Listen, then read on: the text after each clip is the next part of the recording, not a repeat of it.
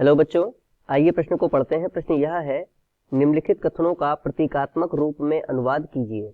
कथन दे रखा है या तो x बराबर 2 या x बराबर 3 समीकरण 3x की घात 2 माइनस x माइनस 10 बराबर 0 का एक मूल है।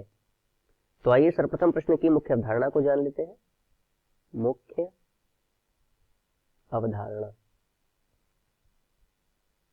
देखिए, यदि हमें किसी कथन का प्रतीकात्मक रूप में अनुवाद करना हो तो उसके लिए कुछ प्रतीक देख लेते हैं। पहला, देखिए सर्वप्रथम हम जो संयुक्त कथन है उसके घटक कथन लिख लेंगे, और यदि उनके घटक कथन आपस में P और Q से जुड़े हुए हैं और शब्द से जुड़े हुए हैं तो उसका प्रतीकात्मक चिन्ह कुछ इस प्रकार से दिया जाता है। P और Q इसको पढ़ते हैं। और दूसरा, यदि वे घटक कथन P या Q से या फिर या तो P या तो Q से जुड़े हुए हैं तो इनका प्रतीकात्मक चिन्ह P या Q इस प्रकार से दिया जाता है।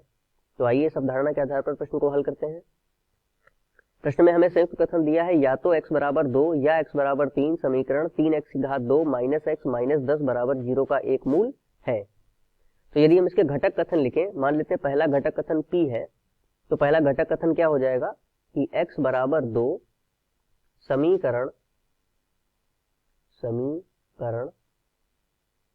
3x की घात 2 माइनस x माइनस 10 बराबर 0 का एक मूल है। यह इसका प्रथम घटक कथन हो जाएगा।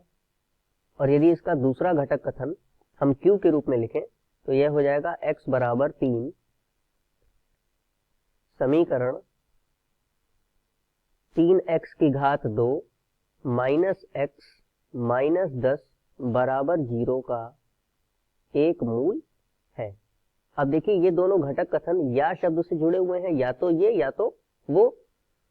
तो इसको हम प्रतीकात्मक अनुवाद के रूप में किस प्रकार लिख लेंगे? P या Q से प्रदर्शित कर लेंगे। मुख्य अवधारणा के आधार पर ये दिए गए प्रश्न का उपयुक्त उत्तर है। आशा करते हैं आपको समझ में आया होगा। धन्यवाद।